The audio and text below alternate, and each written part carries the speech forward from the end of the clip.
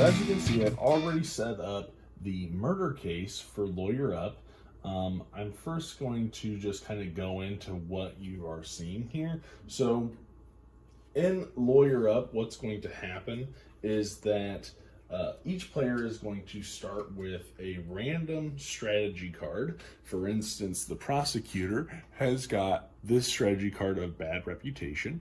And one thing you want to notice is the key witnesses that are here on the side of the card. These are going to be the key witnesses that you will pull out of the witness deck and place here on the side. So the defendant will have their key witnesses, the prosecutor will have theirs. And what's really nice is that there are a bunch of different strategy cards. So for instance, there is a witness deck here that you can see, and these witnesses will all come out for different cases. They may come out in this case, but they're not considered a key witness. So the replayability of this game is pretty high because you never know what witnesses are going to come out just based on your strategy card. So on this side, you have the jurors. The top row of jurors is going to have a slight bias towards the prosecution, whereas the bottom row is going to have a slight bias towards the defendant. Oh, I got to fix that one there. Okay. You will have this dial of influence. Everybody will start at 0. You will have your sidebar token and 3 objection tokens. In the murder case, the defendant will begin with, or the defense will begin with the defendant, Jessica Fairmont, and the prosecution will begin with the bloody knife. Before you even start in this game, they have what is called a discovery phase, where you and the defendant, well, the prosecution and the defense, will draw 3 cards, and they will be placing these cards in different piles. So what you're going to be doing is you're going to be selecting a card that you're wanting to go into your deck. You're going to be selecting a card you want to go into the defense deck, and you're going to be selecting a card that you were wanting to bury. So there might be something that is really good for the defense that you want to kind of bury the evidence so that they can't play that card. And remember that the defense will be doing the same thing to you if you're playing the prosecution. And so what you're going to be looking at when you do play these cards is going to be a couple different things. You're going to be focused on the banner number here in the top left-hand corner. You're going to be looking at any exam effects as well as any defeat or victory effects that you'll see at the bottom of the card. So for instance, if you're the prosecution, since I'm sitting on the prosecution side, and I'm looking at these 3 cards, okay? As a prosecutor, I'm going to want a card that is either going to have a red or a gray banner. So whenever I play that card, I will gain that influence. So if I'm the prosecution, every time I play a card, I'm going to want it to be red or gray so that I get that influence. However, if I can play a card with a blue banner, however, I will not gain that influence if I play a blue bannered card. And the opposite is true of the defense. They're looking for blue and gray bannered cards so that they can earn that influence. If they play a red banner, they won't gain that influence. Also, you're going to want to pay attention to the bottom because some of them will affect specific witnesses that are out here. And so, for instance, this one says that if Wilma Bailey is a key witness and the prosecution shuffles one of their claimed witnesses into the witness deck. And as we can see right here, Wilma Bailey is in fact a key witness in this case. So you might not want to give the defense that card in fear of you might losing a key witness. And you're going to keep going back and forth. So you'll draw 3 at the same time, decide which ones you want to keep, which ones you want to give, and which ones you want to bury until this entire deck is gone. Once you've gone through this entire deck, you can't look at the cards you get, but you'll shuffle them with your either prosecution deck or your defense deck that you start off with. And then you will draw a hand of 5 cards. So with the prosecution, you will automatically also gain a 6th card into your hand. So at the beginning of this case, you will have 5 cards in your hand, but if you're the prosecution, you'll get that bloody knife, which will give you a 6th card.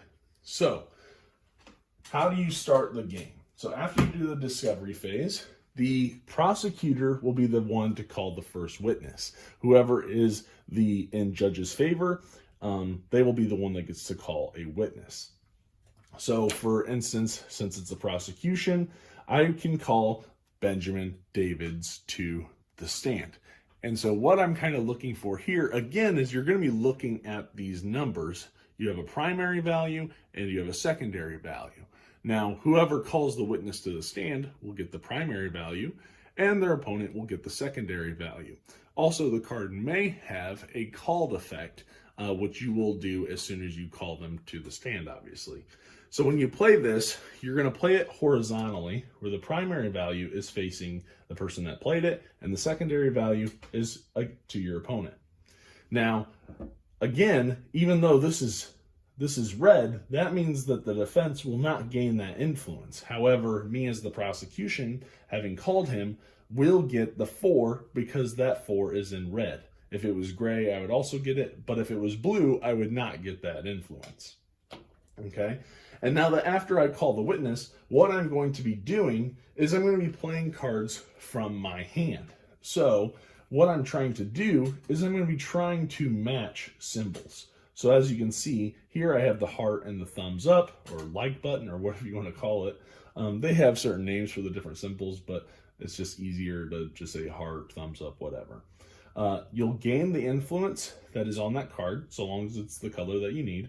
And if it has an exam action, you'll do that right away. So for instance, this drunken recording evidence card will allow me to gain 1 influence, and I will get to sway, it might be hard for you to see, but sway 1 juror with that thumb preference. So as you're looking at these jurors, you will be able to sway them 1 space towards you. So for example, I can sway this one, or, since this one costs 4 influence to move, I probably want to sway that one to my side. And you'll take turns going back and forth playing these cards. The one thing I just remembered is that at the beginning, when you draw your 5, you can take what's called a mulligan. So you can look at your cards, and if there's ones that you don't like, you can discard them and then draw back to your hand size. There is no hand limit in this game, and there will be opportunities and ways for you to draw cards, so I'll get into that here in a little bit. So what you're going to be doing is you're going to be trying to chain these cards together based on the symbols that are above it. And so you have to have at least 1 symbol played. So on your turn, you're going to do 1 of 5 things. You are going to play a card, as you've seen that I've done here, and then you'll do any of the exam actions. You can do what's called play a procedure card. So you will have cards like this that will pop up, and they give no influence, but you can do 1 of 2 things with them. You can either play them into your exam area, and what's great is that they have, every single procedure card will have every single symbol right here at the top. However, they don't have any exam actions, so they're not going to give you any real benefit at the beginning, but they could open up a way for you to play additional cards that you have in your hand that maybe didn't match ones that you had before. So you could play that out there, or you could play it into like a procedure area. So if I wanted to use the action that's in the bottom, I can play it over here, and it can be there and wait to use it until a later witness or a later turn, or maybe something you want to play next time. So then next time when it comes around, I can activate this procedure card. So for instance, this one, I can activate this if I have the judge's favor, which I do, and if my opponent's examination area, the top card is an evidence card, then I can discard that and get rid of the evidence, which would lower their influence. But then what I would do is I would discard this and I would lose the judge's favor. Now, that covers, playing cards, playing a procedure there, or playing it over here and then activating them. There are a couple other things that you can do. One is a sidebar. So everybody has one of these sidebar tokens. I can use this token, I'll flip it over, and what that allows me to do, it allows me to have a side conversation, obviously with the judge, to gain their favor, and then I would be able to draw a card. So that's one way to get extra cards into your hand. If you already have the judge's favor when you do a sidebar, you can still do it. It's not going to flip it, obviously, but that's still, you can get cards. And the fifth thing that you can do is pass. Now, when you pass, that just obviously means you're not going to be taking any more actions, but your opponent can continue to take actions. However, one thing to remember, though, is that even if you pass, you can still object. Now, in this game, each player has 3 objection tokens, and you can only use a maximum of 1 objection token per witness. So you want to be very careful onto what you're objecting to and make sure that they're useful when you do it. So when you want to object to an argument, it has to be an argument card. So if they were to play an evidence card or a procedure card, you cannot object to those. However, if your opponent plays an argument card, which it will clearly be stated on the card, right here's one. It'll clearly say argument right here. Then you know that you can object to that card. When you do, they will just discard the card. They won't gain any benefit, and then it'll go on to the next turn. Argument cards can really hit very hard or get a lot of influence, so you have to make sure you save those objections for the right moments. And there could be procedures to help you get, or maybe even win conditions to help you get sidebars back or to get objection tokens back. And so you definitely want to try to use those effectively to make the most out of your tokens. After everybody has passed, what you will do is you will add up you'll resolve the witness, which is where you'll compare your influence to your opponent. Whoever has the highest influence will win. If there's a tie, then whoever has the judge's favor will win this witness. When you win the witness, you will claim them. They'll become a claimed witness, and you will be able to do the victory effect if the card has one. So, for instance, this one has a prosecution victory, so this only happens if the prosecution wins him, and it will allow me to lock 2 of those little thumbs up jurors. In order for me to lock them, though, they have to be adjacent or next to that lock symbol. I couldn't, for instance, if this was way over here, jump it all the way to the end. You would just be able to move it 1 space. And so after you compare and you do that, you'll also look at the cards that you've played. And if the very last card that you played has what is called a victory or a defeat, the defendant could have a defeat action, then you will do that now. So for instance, if I played the bloody knife last, then if I won, I would gain this additional 15 influence. So you'll want to make sure that you do that, but it's only on the last card that you play. Then you will compare the influence to your opponent. If, let's say, I had 20 and they had 10, I would then have to subtract their 10 from my 20. So then I would have a total of 10 influence to spend. And you can use this influence to sway these jurors. And each juror has a value on their card that you will have to spend of influence in order to sway them your way. So for instance, this one only costs 1 influence to move 1 space, but this one would cost 6. Now, as a prosecutor, I can spend influence to lock these jurors, okay? And once they're locked, the only way that they can become unlocked is if the defendant plays a card that allows them to unlock a juror. They cannot spend influence to unlock those jurors, okay? And so you will continue to go. Whoever lost the witness would regain, they'd be able to refresh their sidebar, and they will gain the judge's favor. They would then call the next witness and be able to start the questioning. The game will end, in this case, in one of 2 ways. Either after you have gone through all of the key witnesses and they have been resolved, or if the prosecution manages to lock every single juror, they will automatically win. At the end of the game, if you've already resolved them and the prosecution hasn't locked anybody, you will then go back to your strategy card. And for instance, this one, I would gain 3 influence for each thumb or intelligence marker that are on the witnesses that I have claimed. I will gain 3 influence for each of those, and then we'll compare again, just like we would at the end of a witness resolution. Whoever has the most would subtract the person that has the least, and then they'll have a I don't know how I want to say that. They'll be able to spend those influence to kind of sway jurors. Okay, and so for this one, if one juror is on the defense's side at the end of the game, it's considered a hung jury, and the defense will win. However, if they're all locked or on the prosecution side, then the prosecution will win. And that is how you play Lawyer Up. There's a lot of decisions making. It sounds like there could be a lot going on, but really you're just kind of matching up these symbols, looking at the different effects the cards have, and just kind of managing your hand. So let's take it back up top, and here are our final thoughts. All right, and that's how you play Lawyer Up. So, what'd you think? What'd you like? What'd you not like? I really liked the game overall. I'm a sucker for like crime solving games. I think they're really fun. So I thought this was different. It was a different take. Obviously, you're in roles of the defendant and the prosecutor, so I thought that was cool.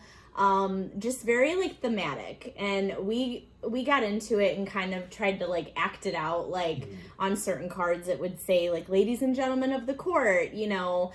So I felt like that was a cool aspect of it. And so we would get real into it and like, you know, slide the token over and be like, I object, you know, and try to get into the game.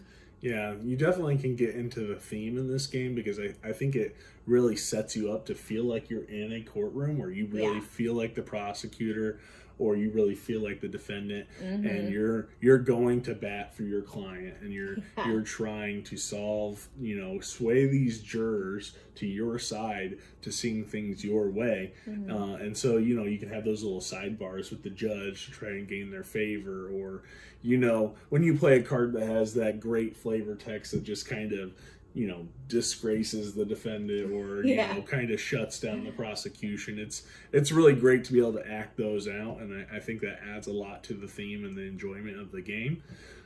So yeah, the theme I think is very strong in this game, even though it is you just literally playing cards. Like, it feels thematic, you know, the going back and forth and presenting evidence and arguments, and you know, being able to do all these little special abilities, because the game's relatively simple, but it can be really thinky on how you can kind of chain the symbols together so you can make these big moves to gain a lot of influence, and kind of either weed out those objections that people can use, so that hopefully later in the game you can set yourself up for a big play and someone can't object. But you know, what I really like is that give and take, because there'll be some witnesses that come out there and you're really going for them, and you're like, oh, I gotta win this because I like that win condition. If I win this witness, it lets me claim another witness, or it lets me gain these other cards, or, you know, it gives me an extra influence, or whatever it is. And so you might be going really hard for one witness, but then later on maybe not play as hard, because you're trying to create a really great chain of cards in your hand, so that maybe the next witness you're ready. And so takes a lot of like planning. Like, you got to plan your turns accordingly. Right. And so, and then, you know, when you're spending that influence, it's, oh, do I want to sway, you know, 5 or 4 different jurors to my side, or do I want to go for some of those really hard jurors to sway and kind of get them over, because maybe they take 6 influence to get over to your side. And so I will say, I think I like the murder case the most out of the base game, for sure. The expansions add like a Godfather, where you can kind of have like witnesses whacked, which is really interesting, as well as the expansion for the witch trials, where you have like an angry mob aspect that they kind of throw in there. So I really like the different cases that also come with the expansions because you have a lot of replayability there. Even in just the 2 base cases that come, when you do that discovery phase, every time you do that, the game is going to be different. So there's a lot of replayability because you might pick different cards every time to give to your opponent, to give to yourself, or the evidence that you're trying to bury. And so every time you play these games, they're going to be different. And it's not like there's a solution to the case. It's just who wins the case based on the evidence presented. And so there's no like end of the case story of like, oh, she really did murder her father. Yeah. Or, oh, this really did happen, depends. kind of stuff. And so it's a really great game. I really enjoyed it. So if you had to rate this on a scale of 1 to 10, what would you rate it? I'd probably give it about a 7. I think when I first played it, I was like, okay, this is cool. And then after I like figured it out and we played it again, I was like, I'd give it like a solid 7. 7, that's good. Yeah. I think I'm a little bit higher than that. I think I like it. I'm probably like a 7.5. I don't know if I want to give it an 8. I probably got to play it a little bit more. But I really liked the theme. I really liked how quick it was to get to the table, how simple it is to play, but yet it has those meaty decisions and strategy to it. And so it's easy to get to the table. So I'm much more likely to grab this off the shelf for something for me and you to play and being able to enjoy than getting a bigger game that might take forever to set up and then play through. So this is one that I think I can get a lot of enjoyment out of it, a lot of replayability out of it with not so much time to set up and tear down. So I would say 7.5 for me. So it is very thinky though. Like, I mean, it's once you play it, you're like, oh, okay, this is like easy, but you got to plan it out, plan your turns out.